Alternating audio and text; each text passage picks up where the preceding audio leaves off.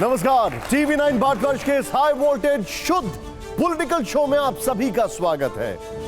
आज मैं पहला सवाल ऑडियंस से पूछूंगा। आप लोग ये बताइए कि देश का वो कौन सा नेता है जो भारत में, विदेशों में, फेसबुक में या ट्विटर पर सबसे ज्यादा लोकप्रिय है, जिसके सबसे ज्यादा फैंस हैं? बताइए। जी हां, जाहिर है नरेंद्र मोदी। वैसे तो हमें पूरी उम्मीद है कि जल्द ही प्रधानमंत्री नरेंद्र मोदी भी टीवी 9 के इस हाईटेक स्टूडियो में आएंगे, लेकिन आज के शो में हमारे मेहमान नरेंद्र मोदी नहीं बल्कि बीजेपी के एक ऐसे नेता हैं जिनके खुद प्रधानमंत्री नरेंद्र मोदी भी फैन हैं। ऐसे वैसे फैन नहीं है, खुद प्रधानमंत्री जी कह चुके हैं कि वो उनकी हर सोशल मीडिया पोस्ट को पढ़ते हैं। कोई अंदाजा लगाएगा कि वो नाम कौन है? चलिए मैं आपको बता ही देता हूं। स्वागत करिए तालियों के साथ नागालैंड बीजेपी के अध्यक्ष, नागालैंड सरकार में मंत्री, बीजेपी के जोशीले और तेज तर्रार प्रवक्ता जो राजनीति में है गुनी, सोशल मीडिया पर जबरदस्त फनी। वैसे तो आदमी है बहुत सख्त, लेकिन अपने गुरुजी यानी नरेंद्र मोदी के हैं बहुत बड़े भक्त। जोरदार तालियां तेमजिन इम्ना ओलोंग के लिए। स्वागत है आपका।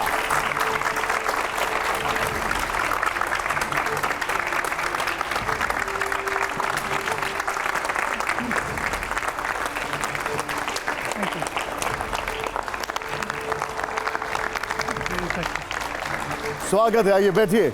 मेरे 5 सहयोगियां हमारे साथ हैं। सुमेरा हैं, सुरभि हैं, प्रतिमा हैं, निधि हैं, अंजलि हैं। आपसे मेरे सहयोगी और मैं जो सवाल पूछेंगे उससे पहले स्क्रीन पर यहां पर मैं चलता हूं, आपको और दर्शकों को एक छोटा सा वीडियो दिखाना चाहता हूं। जरा इस वीडियो को प्ले करिए जरा।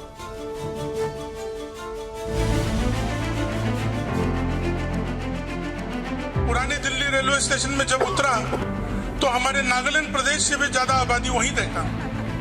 हम तो वहीं चौंक गया।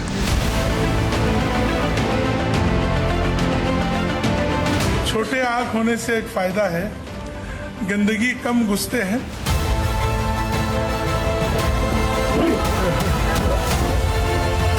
कोई लोग ये फैला दिया कि नागा लोग आदमी खाता है, वो खाता है, और हमको देख के तो और ज्यादा शक होने लगा।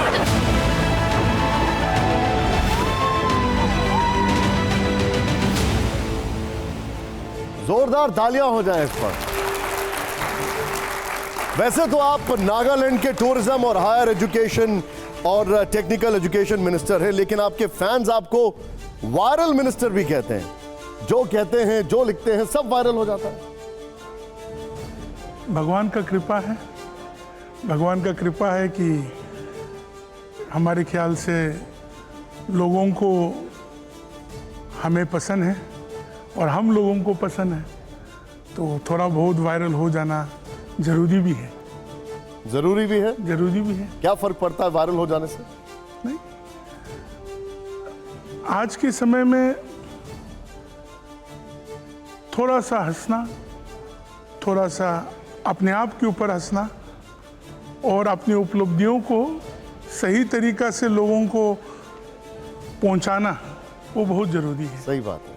और इतना सीरियस रहते हैं सब लोग। हमारे एंकर्स को देखिए इतना सीरियस है, मगर हम सबों को कुछ ना कुछ वजह मिलना चाहिए लोगों के साथ चलने में और खुशी से एक दूसरों के ऊपर अच्छे सोच लेके बढ़ाने में इच्छा रखना चाहिए, तब सब कुछ सुंदर हो जाते हैं। ऑल इज वेल हो जाता है। All is well. All is well हो जाता है। मैं सवालों की शुरुआत करूं उससे पहले एक फैन का जो बयान है यहां पर, वो आपको दिखाना चाहता हूं।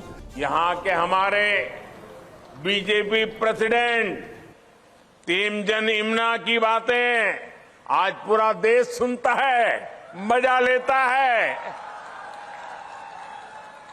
डिजिटल प्लेटफॉर्म पर वे नागालैंड और नॉर्थ ईस्ट को शानदार तरीके से रिप्रेजेंट कर रहे हैं। मैं भी सोशल मीडिया में उनको हमेशा देखने का तो कोशिश करता हूं। अब आप ये बताइए मुझे, आपने ऐसा क्या मैजिक, क्या करिश्मा किया कि प्रधानमंत्री जी को ही अपना फैन बना लिया आपने? वो हमारे गुरुजी हैं, मैं उनका फैन हूँ वो ना कि वो मेरे फैन, वो हमारे शब्दों का कमियां हो जाते हैं उनके बारे में बोलने के लिए, क्योंकि वो हम जैसे व्यक्ति को भी, हम जैसे कार्यकर्ता को भी वो एक बहुत बड़ा वजूद देते हैं और सामर्थ्य देते हैं।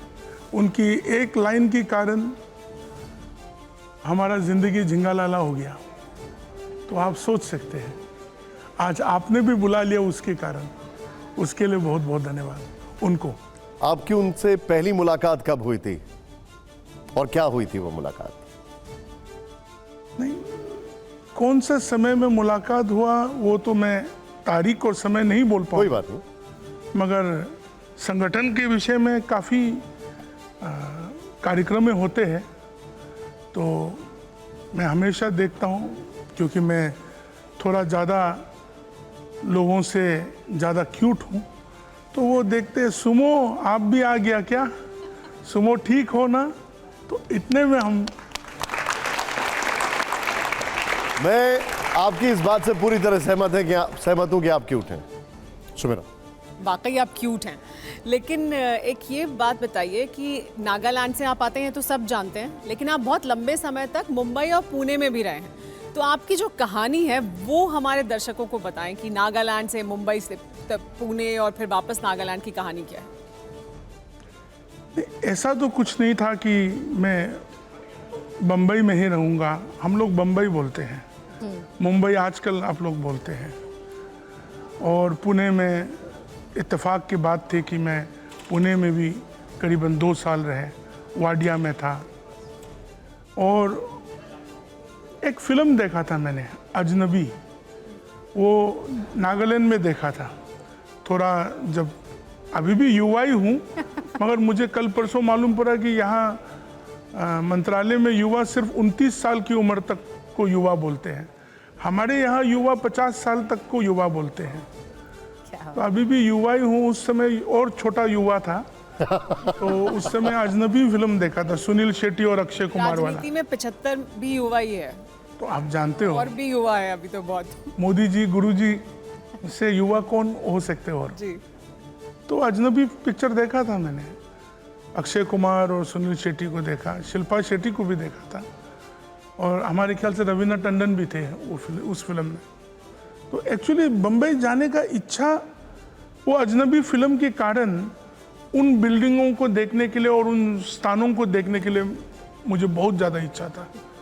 तो यहाँ से बम्बई पहुँचा। बात बताइए, अजनबी फिल्म के कारण या रवीना टंडन और शिल्पा शेट्टी के कारण? वो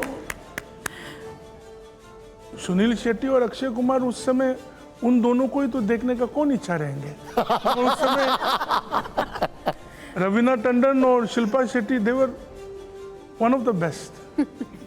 तो उनको भी देखने का इच्छा था, तो उनको मिल तो नहीं पाया, और बम्बई में रह के वहाँ कुछ नौकरियाँ किया और चौपाटी में कुछ धंधा किया।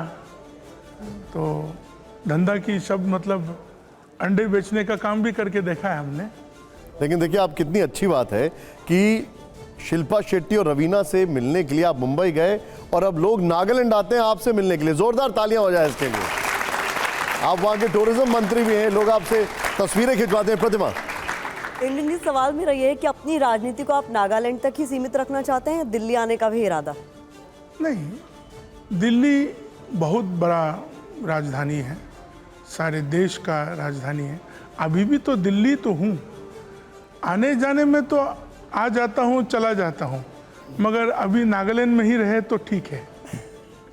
आप जब पहली बार दिल्ली आए थे तब क्या हुआ था वो पहले मैं आपको सुनाना चाहता हूं, आप ही की जुबानी, फिर मैं आपसे पूरा किस्सा सुनूंगा। मैं चाहूंगा जरा इसको यहां पर प्ले ऑन करिए जरा, और जरा जोरदार तालियां बजाइएगा इसको लेकर। प्ले ऑन करिए जरा। 1999 में जब हम पहले बार दिल्ली आया, पुरानी दिल्ली रेलवे स्टेशन में जब उतरा, तो हमारे नागालैंड प्रदेश से भी ज्यादा आबादी वहीं देखा। हम तो वहीं चौंक गया, और वो लोग कहते थे कि नागालैंड कहाँ है, वहां जाने के लिए वीजा चाहिए क्या? और कि कोई लोग ये फैला दिया कि नागा लोग आदमी खाता है, वो खाता है। हमको देख के तो और ज्यादा शक होने लगा। क्या आप नहीं सुनना चाहेंगे कि ये पूरा किस्सा क्या है? हाँ या ना? क्या आप नहीं सुनना चाहेंगे ये पूरा किस्सा क्या है? ओके, क्या है पूरी कहानी, बताइए जरा हमें।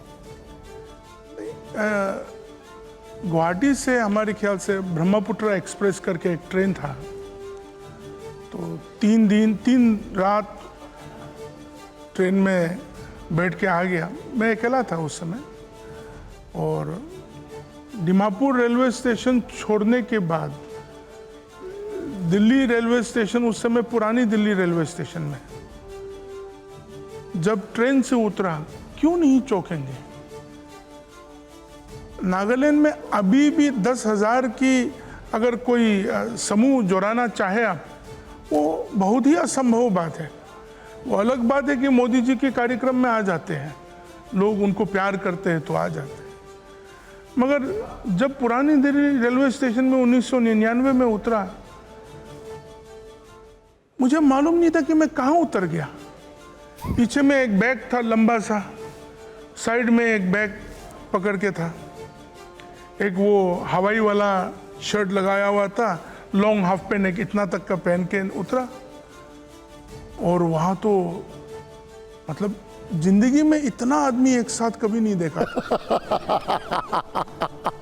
वहाँ तो इतना प्लेटफॉर्म था कि किस तरफ निकल के जाए।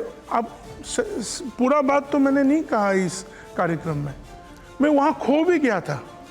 कि किस तरफ से निकलना है वो भी मालूम नहीं था।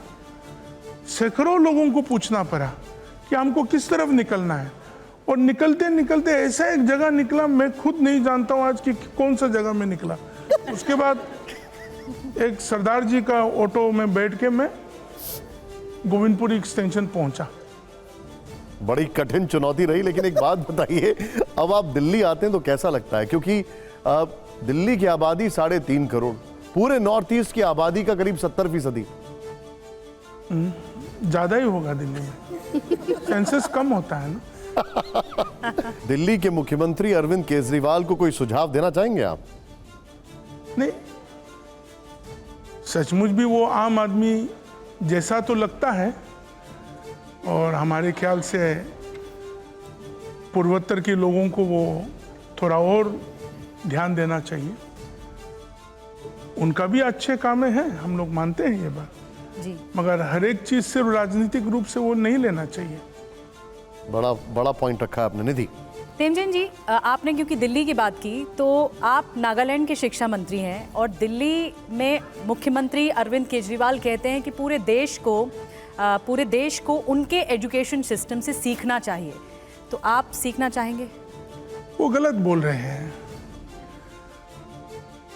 केजरीवाल जी दिल्ली की शिक्षा के विषय में वो अच्छा कर रहा होगा, मगर इस देश इतना अलग है, डाइवर्स है, कि मैं उनको कहना चाहता हूं कि नागालैंड की शिक्षा की तरह वो कर सके तो वो बहुत बड़ा बात होगा। वो सीख, हाँ, मिसाल के तौर पे चुनौतियां बहुत हैं, यहाँ चुनौतियां इतना नहीं है। सब बड़े बड़े घरों में रहते हैं, सबके पास उपलब्धि है, पैसा है, सबके पास। उनका म्युनिसिपल का बजट नागालैंड का 3 गुना 5 गुना बजट है। आप एक चीज बताइए मुझे, कांग्रेस की विचारधारा को आप कैसे देखते हैं? राहुल गांधी को आप कैसे देखते हैं? नहीं, राहुल गांधी एक युवा नेता है, और वो भी नेता है बनने के लिए कोशिश कर रहे हैं। हाँ, और हम लोग सब उनके साथ हैं उन चीज़ों में, तो मगर थोड़ा समय हमारे ख्याल से लगेगा। क्या, जैसे हमको भी थोड़ा समय चाहिए, उनको भी थोड़ा समय चाहिए। और कांग्रेस के बारे में क्या बोलना है, देशवासी सब जानते हैं। उन्होंने भी 50 साल से अधिक राज किया है, और हमारी मोदी जी 9 साल में क्या किया है वो भी हम सब जानते हैं। आज राजनीति है बोल के एक दूसरों के ऊपर सिर्फ लंछन करके कुछ कुछ बोलना जरूरी भी नहीं है। अच्छा, आपने सोशल मीडिया पर राहुल गांधी की तारीफ की थी, मैं जरा वो दिखाना चाहता हूं, एक बार आइए। अब ये आप मुझे बताइएगा कि वो एक सटायर था, व्यंग था या तारीफ थी? जरा इसको प्ले ऑन करिए।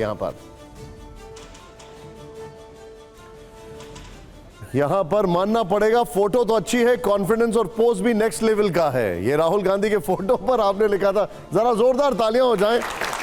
कॉन्फिडेंस और पोज भी नेक्स्ट लेवल का है। ये कौन से कॉन्फिडेंस और पोज की आप बात कर रहे थे? आपने खुद देखा, तो ये सटायर तो नहीं था, ये तारीफ थी। तारीफ था। अच्छा, हर एक चीज सिर्फ सटायर क्यों करना है? समझने वाला समझता है। उनका पोस्ट को देखिए, कितना बढ़िया पोस्ट है। हम तो वैसा नहीं कर सकते। वो तो किसी तरफ से भी पोस्ट करे, अलग अलग तरीका का पोस्ट है। आजकल अन्य पोस्ट देख रहे हैं हम लोग, उनकी पोजीशंस की पोस्ट। मुझे तो फोटो किस तरफ से भी ले, गोलमोल ही देखेंगे आप। तो हमें तो पोस्ट लेने का मौका नहीं है। Anjali, coming to you. Temchand ji, काफ़ी बेबाकी से आप सभी सवालों का जवाब दे रहे हैं, क्योंकि राहुल गांधी के बारे में बात हो रही है। तो मेरा सवाल राहुल गांधी को लेकर के ही है। अभी आपने देखा कि राहुल गांधी के लिए बड़ी मुसीबत हो गई, लोकसभा सदस्यता भी चली गई, उनका बंगला तक चला गया। आपको नहीं लगता कि राहुल गांधी की इस लड़ाई में उनको पब्लिक की सिंपैथी भी मिल रही है? आपका क्या मानना है? नहीं, देखो, हमारे देश का यही सामर्थ्य है कि सब कुछ सब कोई को मिलता है। जी। और उनके साथ जो भी वो बीत रहा है, या तो उनके कारण है, पब्लिक के कारण तो नहीं है। मगर हमारे देश के लोग ऐसा है कि सब चीज़ों के ऊपर मन देते हैं और उनको उस चीज़ का मन भी मिल रहा है। मगर उन्होंने जो बात किया वो तो गलत किया ना। हमारे ख्याल से आप एंकर लोग ही उनके पीछे पड़ा हुआ है। सुरभि, लेकिन हकीकत यह है कि लोगों के साथ कनेक्ट बनाने की उन्होंने एक कोशिश की है। इस बात को आप मानेंगे? भारत जोड़ो यात्रा के जरिए जो उन्होंने करा। अब भारत जोड़ो यात्रा की अगर बात आती है तो उनका टारगेट है कि इसकी शुरुआत नॉर्थ ईस्ट से की जाए। लगता है आपको कि नॉर्थ ईस्ट के लोगों को अपने साथ कनेक्ट करना उनके लिए उतना आसान होगा जो हमने हालांकि समर्थन के तौर पर साउथ इंडिया में देखा है? नहीं, राहुल जी को साबित करना पड़ेगा। ओके। सिर्फ जाके हाथ मिलाने से नहीं होता। अब मैं थोड़ा सा लाइट करता हूं। मैं एक रैपिड फायर आपको दिखाने जा रहा हूं। आप अपने वन लाइनर्स, अपने सटायर, अपने व्यंग के लिए जाने जाते हैं। एक तस्वीर आएगी, उस तस्वीर पर एक लाइन में आपको कुछ बोलना है, जो आपके मन में आता है, पहला थॉट आपको बोलना है। जोरदार तालियां हो जाएं। ये लाइव टेस्ट है आपके सटायर का। जरा प्ले ऑन करिए। पहली और हर जवाब के बाद तालियां जोरदार होनी चाहिए। जरा प्ले ऑन करिए। पहला फोटोग्राफ क्या है, ये देखिए, बताइए। इस पर आपकी वन लाइन क्या होगी? वही वन लाइन है। वो देख के तो मुझे थोड़ा सा हंसी आया, खुशी हुआ। ठीक है, ठीक है, यही वन लाइनर है आपकी। ओके, नेक्स्ट दिखाइए, चेंज करिए। अगली तस्वीर जो है वो दिखाइए। इस पर क्या कहेंगे आप, तेमचंद जी? वंडरफुल। ओके, तीसरी तस्वीर, प्ले इट ऑन। अब इस तस्वीर का कैप्शन क्या देंगे आप? इसके लिए कैप्शन मिलना ही बहुत मुश्किल है। उसकी क्या वजह है, मैं जान सकता हूं? मैं कल रात को ट्वीट कर दूंगा। अब मैं आपको अगली तस्वीर दिखा रहा हूं, जरा प्ले करिए इसको जरा। यहां पर अगली तेमचंद जी। क्रेजी। ओके,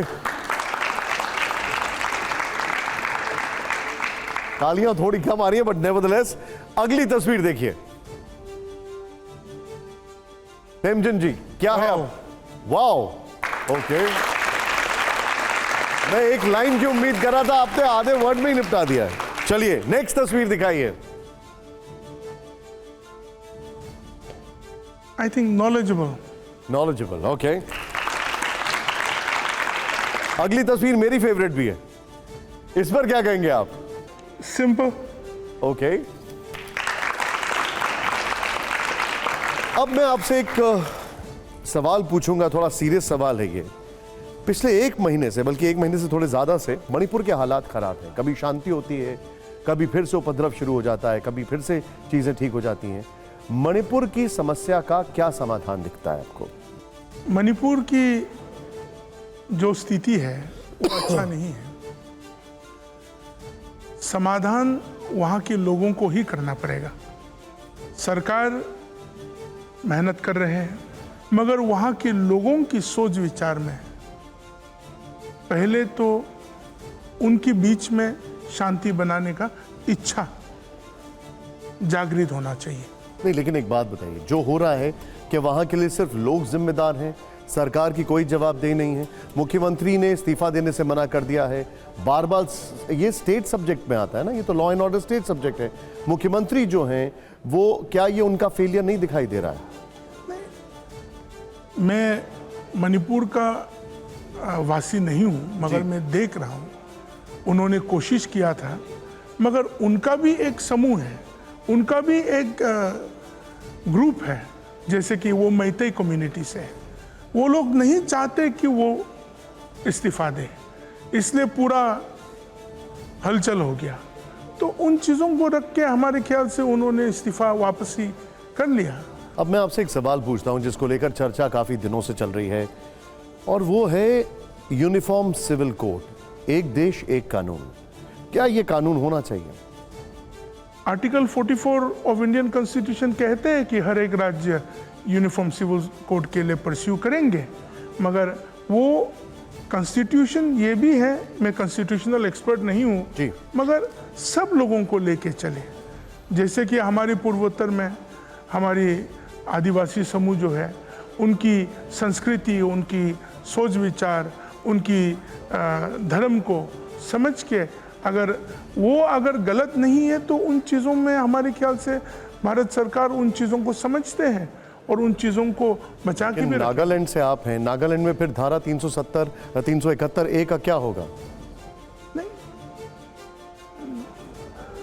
धारा 371 ए जो है नागालैंड के लोगों के लिए एक सेफगार्ड है, कॉन्स्टिट्यूशनल सेफगार्ड है, not withstanding anything of parliament. इसको प्रिजर्व करना होता है, क्योंकि नागा लोग जो है वो बहुत समय के बाद इस देश की राष्ट्रीय विचारधारा के साथ जोड़ने का कोशिश में अभी भी चल रहा है। ठीक, प्रतिमा। नॉर्थ ईस्ट में, चूंकि आप वहीं से आते हैं, नॉर्थ ईस्ट में कई सारी जनजातियां हैं और उनको विशेष अधिकार भी संविधान में मिले हुए हैं। जैसे खासी समुदाय की बात कर ले, मेघालय में है, और वहाँ पर मेट्रियार्कल सिस्टम फॉलो होता है, मातृकुल है। जो संपत्ति का अधिकार है वो बेटियों को मिलता है, बेटों को नहीं मिलता है। इस पर आपकी क्या विचार? देखो, एक चीज होता है, यूनिफॉर्म सिविल कोड जो है, और जो मैं हमेशा कहता हूँ दिल्ली में हमारे दोस्तों के बीच में बहुत सारे मंत्रालय जाता हूँ, गाइडलाइंस बहुत होता है। यूनिफॉर्म सिविल कोड एक गाइडलाइन है। गाइडलाइन लोगों को वंचित होने के लिए गाइडलाइन नहीं हो सकते हैं, गाइडलाइन लोगों को इंक्लूसिव करने के लिए गाइडलाइन होते हैं। यूनिफॉर्म सिविल कोड बहुत अच्छा सिविल कोड है, मगर हमारी डाइवर्सिटी को भी प्रिजर्व करना, उसी यूनिफॉर्म सिविल कोड के आधार में हम लोगों को भी प्रिजर्व करना पड़ेगा, और उस चीज के लिए हमारे ख्याल से अभी तो बातचीत ही चल रही है। वैसे बहुत अच्छी बात बोल दी है, मैं ताली इसके लिए खुद ही बजा देता हूँ कि गाइडलाइंस जो होती हैं वो इंक्लूसिवनेस के लिए होती हैं, ना कि उसको लीव आउट किया जाए। खैर, बहुत सीरियस बातें हो रही हैं, मैं आपको एक बयान दिखाना चाह रहा हूँ ऑन अ लाइटर नोट। आइए जरा यहाँ पर, और ये बयान देने के बाद आप पूरे देश में एक बार फिर वायरल हुए थे, जरा दिखाइए वो बयान। हमारी आँख भी छोटा है, मगर देखने में बहुत अच्छे तरह से देख सकता हूँ।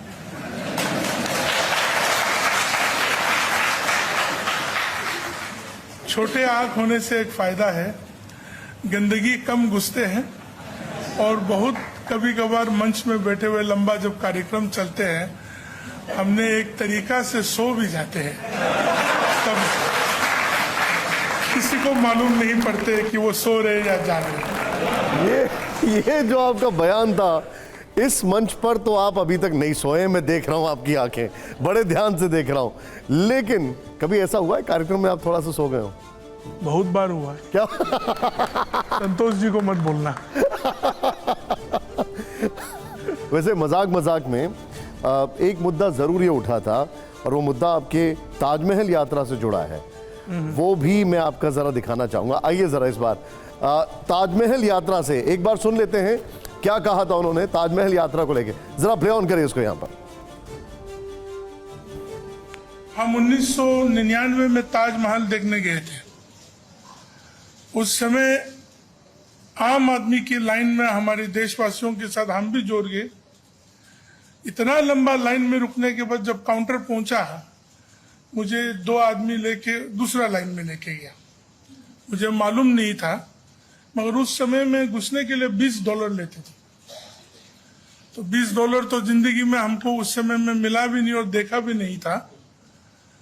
तो उस तरह होके मुझे बहुत कन्विंस करना पड़ा कि हम हिंदुस्तानी हैं और हम नागालैंड से हैं। ये तो वाकई में मेरे लिए बड़ा चिंता का विषय है जो आपने मुझे बताया अभी कि इस तरीके से हुआ था। पूरा किस्सा क्या है जरा बताइए हमें। नहीं, तो उस समय युवा थे, बहुत जवान थे, और प्रेम करना कौन नहीं चाहते। तो हम भी उस प्रेम की निशानी को देखने के लिए चल पड़ा। यहाँ से टैक्सी उक्सी करके 2-3 दोस्त लोग हम लोग चला गया। और जिस तरह अन्य देश के लोग वहाँ लंबे लंबे काउंटर मतलब लाइन होते थे काउंटर पहुँचने के लिए, हम भी वहाँ खड़े हो गए। तो करीब इतना मई के महीना था हमारे के, मई या जून के महीने में, तो काफ़ी गर्मी, उसके साथ पसीना के बाद करीबन 40-45 एक घंटे के बाद वो लाइन पहुँच गया। तो मुझे देखते ही जो काउंटर में 2-3 व्यक्ति थे, तो उन्होंने टिप्पणी दे दी इसको वहाँ लेके चलो। तो 2 व्यक्ति बोला यहाँ हो करके हमको वहाँ साइड में लेके चला गया। That was the tourist counter जो विदेशियों के लिए था। तो उस समय हमारे ख्याल से 30 या 35 रुपया प्रति डॉलर होता था। तो बोला कि $20 दो। मैं बोला मैं नागालैंड से हूँ। उनको मालूम नहीं था कि नागालैंड कहाँ था। तो आप सोच सकते हो कि मुझे क्या बोलना पड़ा, कन्विंस करना पड़ा। आपने कैसे कन्विंस किया उनको? पैन कार्ड कहीं कहीं से निकालना पड़ा। उसका बाद मैं बोला कि असम के बाद नागालैंड आता है। नहीं, हाथ भी ऐसा करना पड़ा, असम के बाद नागालैंड आते हैं। पूर्वोत्तर के बारे में बोले तो पहले तो सिर्फ बंगाल तक जानते थे, धीरे धीरे असम के बारे में मालूम है, वो चाय के कारण। हाँ। उसके बाद तो देश ही खत्म हो जाता था। नागालैंड, अरुणाचल, मिजोरम तो नाम ही नहीं था। सर, आप 90 के दशक की बात ये बता रहे हैं जब आप आगरा गए थे और आपको ये फेस करना पड़ा। अब 2023 में हम हैं। हमारे भारत में भारतीयों के साथ क्या अब भी नस्लभेदी टिप्पणियाँ या भेदभाव किसी किस्म का होता है, या पूर्वोत्तर में इस तरह का कोई सामना होता है उन लोगों को? नहीं, होता है, थोड़ा बहुत तो होता है। वो चीज़ हम सब लोगों की मानसिकता को नहीं बदल सकते हैं। कहीं भी हो, सोच विचार अपना अपना होता है। और हमारे पूर्वोत्तर के लोगों को यहाँ भी तकलीफ होता है। उसी तरह बहुत हमारे देश, विभिन्न देश के लोग हमारी पूर्वोत्तर के स्थानों में भी, उनको भी तकलीफ होता है। नहीं, लोग आपके पास आते हैं, एग्जाम्पल? यस, आते हैं। और कुछ भी होता है तो मुझे तो टैग जरूर करते हैं डिजिटल प्लेटफॉर्म में। तो और मैं ये अपील करूंगा कि जो लोग भेदभाव कर रहे हैं वो बिल्कुल ना करें, क्योंकि नागालैंड के पास, अब मैं जरा वहां चलूंगा, एक सुपर हीरो है। आप शायद समझ गए होंगे मैं क्या कह रहा हूं, और उस सुपर हीरो का नाम है टी मैन। टी मैन, क्या आप जानते हैं वो कौन है सुपर हीरो? मैं दिखाता हूं, प्ले ऑन करिए। T man.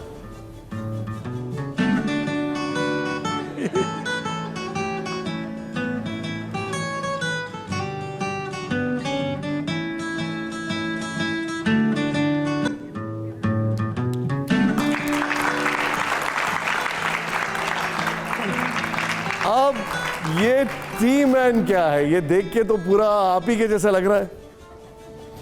मैं ही हूं, मगर डिजिटली उड़ पाता हूँ, नहीं होने से नहीं उड़ पाता हूँ। हाँ, चल वैसा थोड़ा कर लेते हैं। हम देख रहे हैं कि ये टी मैन की स्मृति ईरानी जी भी बहुत जबरदस्त फैन हो गई हैं। हाँ, मैं भी उनकी फैन हूँ। एक बात बताइए कि यह आपने कहा था, किसने फैला दिया ये कि नागालैंड के लोग आदमी खाते हैं? आपने, मैंने एक बयान सुना था आपका। नहीं, सत्य बात बोल रहा हूँ मैं। क्या बात कर रहे हैं? मैं जब पहले दिल्ली आया था 1999 में, और मैं गोविंदपुरी एक्सटेंशन में गली नंबर 13 में रहते थे। एक सरदार जी थे, उनकी किराए की मकान में हमारे मामा जी के साथ में रहते थे। तो गन्ने के रस पीने का मुझे बहुत शौक था। हमारी तरफ में वो नहीं मिलता था, या तो डिमापुर में कभी कभार होता था। तो वो गली के अंत में एक गन्ने के रस वाला दुकान चलाते थे, तो बर्फ़ लगा के शीशा में एकदम हिला के मुझे पीने का। तो बहुत बार वो बात करने के लिए कोशिश करते, मैं भी थोड़ा बहुत बातचीत कर लेते थे, क्योंकि आप समझ सकते हो कि मैं उस जगह से आया हूँ जहाँ ऐसे वातावरण कभी नहीं देखा। तो हम भी थोड़ा मन में बहुत सारे शंकाओं को रख के मैं लोगों के साथ मेल मिलाप करते थे उस समय। तो ऐसा भी अभी भी मोटा है, उस समय में भी थोड़ा ऐसा ही था। तो लोग हमें बातचीत करने आ जाते हैं वहाँ, तो पूछते थे आप लोग, और सिर्फ एक जगह नहीं, बहुत सारे स्थानों में, कि आप लोग क्या क्या खाते हैं? तो बोलता है आप लोगों की तरह ही सब कुछ खाता है, मतलब खाना चावल खाता है, ज़्यादातर चावल खाते हैं वहाँ। तो सुना है कि वहाँ तो आदमी खाते हैं। मुझे पूछ रहे, बोला हमको तो मालूम नहीं है, ये तो हमारे लोग आदमी तो नहीं खाते। तो बहुत सारे लोग, एक समय था जब नागालैंड में बहुत सारे विषयों में लड़ झगड़ने का इश्यूज थे। उस समय बहुत लोग आने जाने, अफवाहें फैल जाते हैं। अब ये जो नागालैंड को लेकर जो इन्फॉर्मेशन और जो अफवाहें फैली थी उस जमाने में, पहले तो क्या वो अभी भी हैं, और क्या क्या अफवाहें होती थी तब? वो नहीं, वो थोड़ा सा सत्य, थोड़ा सा ज़्यादा झूठ, और कहानियाँ मज़ेदार। जनजाति जो है वहाँ के आदिवासी जनजातियाँ हैं, 17-18 जनजातियाँ हैं, तो ज़्यादातर वहाँ तामसी खाना खाते हैं हमारे लोग। तो कंप्लीट पिक्चर ये हो जाता है कि हाँ, ये लोग सब कुछ खाते हैं, आदमी भी खाता है। और हमें ये प्रॉब्लम हो गया, ये लोग सोच रहे हैं कि मैं भी आदमी खाता हूँ। तो और शक मुझे क्यों नहीं करेगा, लोगों से थोड़ा और बड़ा, और गन्ने की जूस खूब पी रहे हैं ना। तो एक उनका ही स्टीरियोटाइप नहीं, मेरा भी स्टीरियोटाइप था कि ये लोग हमारे बारे में ये सोच रहे हैं। तो ज़्यादातर उस कारण मैं घर से ज़्यादा नहीं निकलता था। मतलब आपकी फेवरेट कुजीन क्या है वैसे? क्या खाते हैं आप? पसंदीदा क्या है? सब कुछ खाता हूँ, सब्जी अच्छा लगता है, अब उसमें टिप्पणी मत देना। नहीं, लेकिन एक जगह टिप्पणी में दूंगा। अभी मैंने टी मैन दिखाया था, लेकिन टी मैन जो है वो कसरत क्यों नहीं करना चाहते हैं? नागालैंड जैसा वातावरण में रह के कसरत ही होते रहते हैं। मैं एक मिनट कुछ दिखाना चाहता हूं, मुझसे कंट्रोल नहीं हो रहा है, एक बार दिखाइए। अब ये दर्शकों को समझा देते हैं कि सुपरस्टार अक्षय कुमार और तेमजन जी के बीच में क्या बातचीत हुई। प्ले ऑन करिए इसको यहां पर जरा, ये बड़ी इंटरेस्टिंग है। ये देखिए, अब आप ये देखो, क्या देखो, I am not VIP, I come earlier than audience, inspired by Akshay Kumar. ये देखिए, अब इन्होंने लिखा कि देखो मैं वीआईपी नहीं हूं, लेकिन मैं जल्दी आता हूं, अक्षय कुमार जी से इंस्पायर्ड हूं। इन्होंने लिखा, अक्षय कुमार ने, हा हा हा, thank you, I am very inspired by your sense of humour. इन्होंने इसका जवाब दिया कि मैं आपके सेंस ऑफ ह्यूमर से बहुत ज्यादा इंस्पायर्ड हूं। पहले जोरदार तालियां हो जाए। देखिए, ये तो समझ में आया मुझे, ये पूरी स्टोरी। वैसे अक्षय कुमार से आपकी मुलाकात हुई? नहीं। अब आप शिल्पा शेट्टी को देखने जाएंगे तो कैसे उनसे मुलाकात होगी? अभी शिल्पा शेट्टी जी चला गया, कोई और ले लिया तो नहीं चलेगा। लेकिन ये कसरत वाला मामला क्या है, ये बताइए। नहीं, कसरत करने में ज़्यादा मुश्किल तो है नहीं, मगर मुश्किल बहुत है। मैं आजकल थोड़ा बहुत योगा से इंस्पायर हूँ, मगर एक दो कार्यक्रम ही कर पाता हूँ और कोशिश चल रहा है, धीरे धीरे से बढ़ेंगे। वैसे आपने योग दिवस वाले दिन योग किया था? हाँ, रात को तो 4 आदमी मिला के मालिश किया मुझे।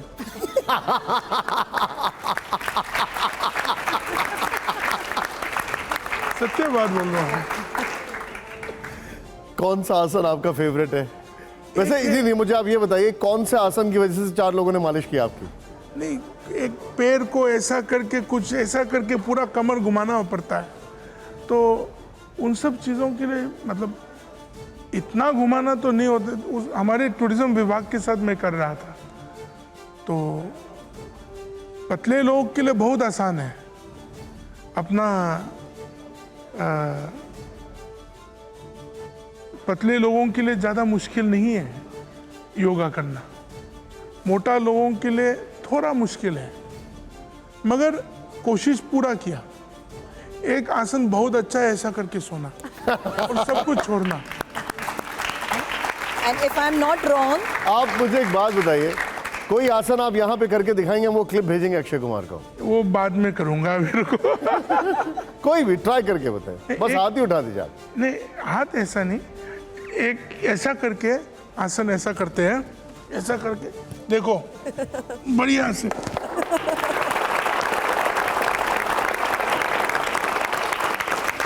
टिमटिम जी आइए, ये आपका ये आसन ठीक है।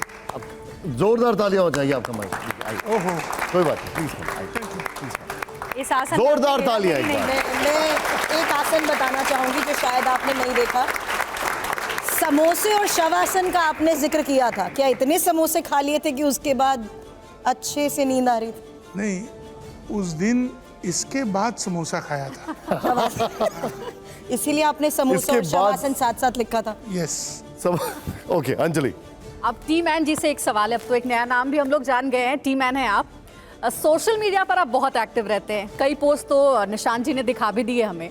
आप जरा ये बताइए, जो सोशल मीडिया पर आप पोस्ट करते हैं, या आप खुद करते हैं, या इसकी जिम्मेदारी किसी और को दे रखी है आप?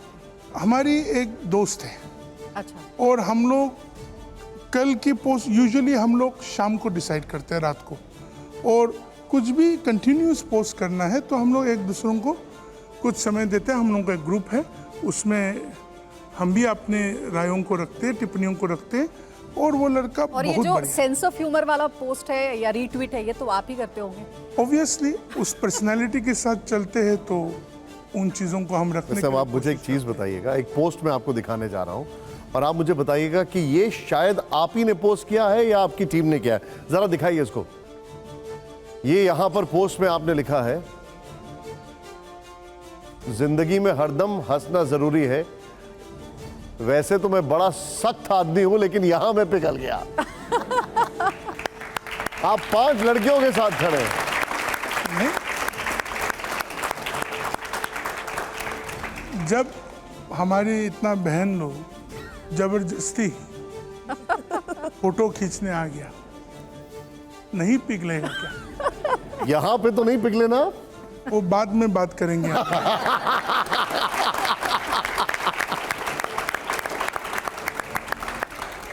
सुरभि, चलिए, एक प्यार का जिक्र आपने किया, आगरा की बात आई तो प्रेम करने के अधिकार की बात भी आपने कही, सबको है।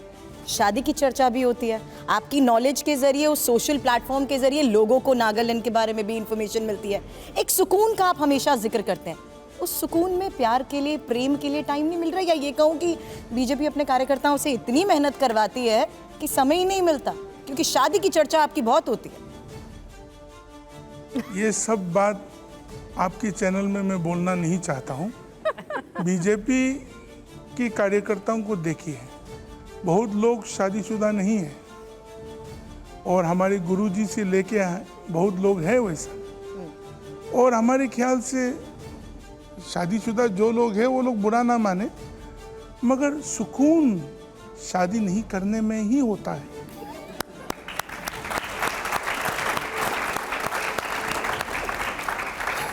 अब मैं आपसे एक चीज पूछना चाह रहा हूं।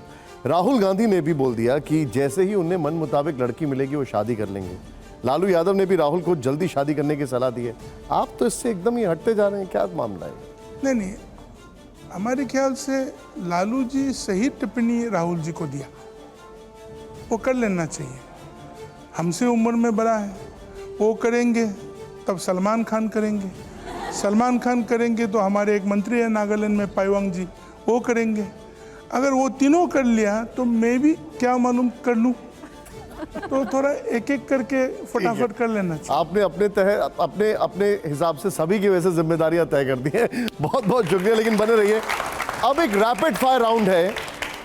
मैं आपको यहां पर 2 तस्वीरें दिखाऊंगा, आपकी पर्सनल चॉइस है, आपको एक पिक करना है और मैं चाहूंगा ये ऑडियंस जरा जोरदार उस वक्त तालियां बजाए। पार्टी की चॉइस नहीं है, ये मैं आपका पर्सनल चॉइस पूछूंगा। अब जरा प्ले ऑन करिए। हमारा पहला सवाल क्या है और हमारी पहली 2 तस्वीरें जो हैं वो दिखाइए। ये 2 की 3 भी हो सकती हैं। बेहतर मुख्यमंत्री कौन, योगी आदित्यनाथ जी या हेमंता बिस्वा शर्मा जी?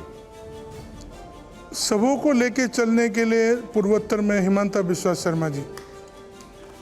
ओके, अब दूसरा सवाल प्ले ऑन करिए इसको जरा। यहां पर बेहतर कलाकार कौन, शाहरुख खान या अक्षय कुमार? अक्षय कुमार। ओके, अब मेरा अगला सवाल जरा प्ले ऑन करिए। अगला सवाल यह है, देश की दीदी नंबर 1 कौन है? नहीं, दीदी नंबर 1 तो ममता जी ही है। ओके, अगला सवाल प्ले ऑन करिए। अगला सवाल जो है हमारा, 2024 में बीजेपी का मुकाबला किससे है? राहुल गांधी जी से है, ममता बनर्जी जी से है या फिर अरविंद केजरीवाल जी से है? इन तीनों में से किसी से नहीं है।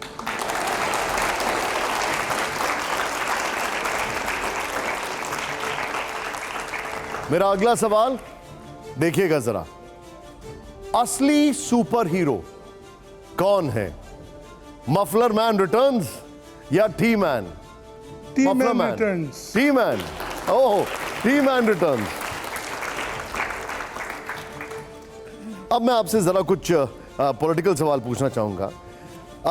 अभी तक हमारी जो बातचीत हुई, एक सवाल पूछा जाता है कि क्या बीजेपी सिर्फ हिंदुओं की पार्टी है? आपको कैसा लगता है? बीजेपी हिंदुओं का पार्टी ही नहीं है, बीजेपी इस देश का पार्टी है, एक नेशनलिस्ट नेशनल पार्टी है। लेकिन हेमंता बिस्वा शर्मा जी, मैंने उनका खुद इंटरव्यू किया, हमारी पूरी टीम गई, उन्होंने कहा देश में तमाम मदरसे बंद होना चाहिए। लव जिहाद की अक्सर बातें उठाते हैं बीजेपी के नेता, धर्म परिवर्तन जैसे मुद्दे उठाए जाते हैं। क्या वो सिर्फ हिंदू वोट बैंक के ऊपर ही फोकस नहीं करते हैं? हमारे ख्याल से वो हमारे जो बड़ा हेमंता जी, उस विषय को हम सबों को समझने के लिए सिर्फ उस रूप से नहीं देखना चाहिए। जो हो रहा है उस मदरसों में, जो हो रहा है वो बहुत स्थानों में गलत हो रहा है। तो इसलिए हमारे ख्याल से एक देशभक्त नेता होने के कारण उनको इन चीज़ों का टिप्पणी देना पड़ता है। नहीं होने से ये नहीं है कि भाजपा किसी धर्म के खिलाफ है या वो सिर्फ हिंदुओं के लिए काम करेंगे, ऐसा नहीं है। मैं भी तो ईसाई हूँ और भाजपा हमारे लिए भी तो है। विपक्ष हर मंच से ये बात कहता आ रहा है कि असल मुद्दों से ध्यान भटकाने की कोशिश की जाती है। जो अहम मुद्दे हैं उन पर कभी बात नहीं होती है, चाहे वो बेरोजगारी का हो, महंगाई का हो, बिजली का हो, पानी का हो। इन मुद्दों पर बात क्यों नहीं होती है? ये विपक्ष के आरोप होते हैं, महंगाई का, बेरोजगारी का, बिजली का या पानी का। इन विषयों में बात होता है और इन विषयों के बारे में हमारी सरकार कहीं भी हो सब चीज़ों को सही तरीक़ा से ले चलने के लिए कोशिश करते हैं। विपक्ष हमेशा कहते हैं महंगाई बढ़ गया, ये बढ़ गया, अभी टमाटर का कीमत बढ़ गया, प्याज का कीमत बढ़ गया, तेल का कीमत बढ़ गया, ये बात करते हैं। मगर ये भी देखना चाहिए कि इस देश में पैसे भी कितना आ गया। अगर आज आप बुरा मत मानिए, मैं सब चीज़ को जस्टिफाई नहीं कर पाऊंगा राजनीतिक तौर से, मगर अगर आज आप 2000 का मोबाइल फ़ोन नहीं खरीदते, आप आज कम से कम 20,000 का मोबाइल फ़ोन खरीदते हैं, एक आम आदमी। आप 20,000 का मोबाइल फ़ोन खरीदने का जेब में पैसे भी तो आ गया ना। आज से जिस समय टमाटर का किलो में 2 रुपया 3 रुपया था, उस समय में अलग बात थे। इकोनॉमी भी तो बढ़ा है, इस देश की इकोनॉमी भी तो बढ़ा है। इस देश के लोगों के पास पैसा है अभी, चाहे वो डिजिटली हो या इन द मार्केट हो, पैसा है। अब मैं आपके सामने एक बड़ा ही इंटरेस्टिंग कॉन्टेस्ट लेके आ रहा हूं। ये रैपिड फायर राउंड है, लेकिन आपको जवाब यस और नो में देना है। ये प्ले कार्ड आपके बगल में है। इस रैपिड फायर में मैं आपसे सवाल पूछूंगा, उसके आपको जवाब देने हैं। क्या आप लोग तैयार हैं रैपिड फायर के लिए? अब यस सुनाई दे रहा है मुझे। जरा जोरदार तालियां हो जाए। रैपिड फायर का पहला सवाल आ रहा है, प्ले ऑन करिए। जम्मू कश्मीर से धारा 370 हटाया जाना सही था, यस या नो?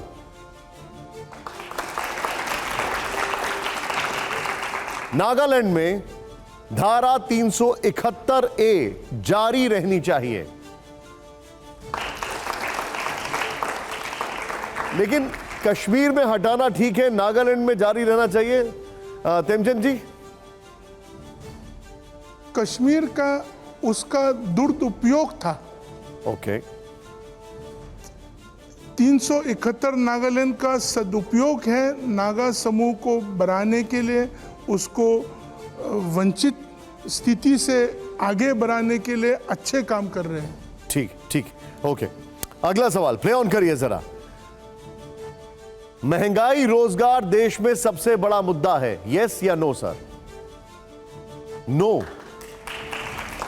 पूरे देश में बीफ बैन होना चाहिए, यस या नो? बिग पूरे देश में बीफ बैन होना चाहिए, गौमांस। पास। ओके, पास। जोरदार तालियां, आपने हमें कई सारे सवालों के जवाब दिए। तेमचंद जी बहुत बहुत शुक्रिया, आपने हमारे लिए समय निकाला, आप हमारे साथ आए यहां पर। Thank you very much for joining us. Thank you very much. जोरदार तालियां हो जाए।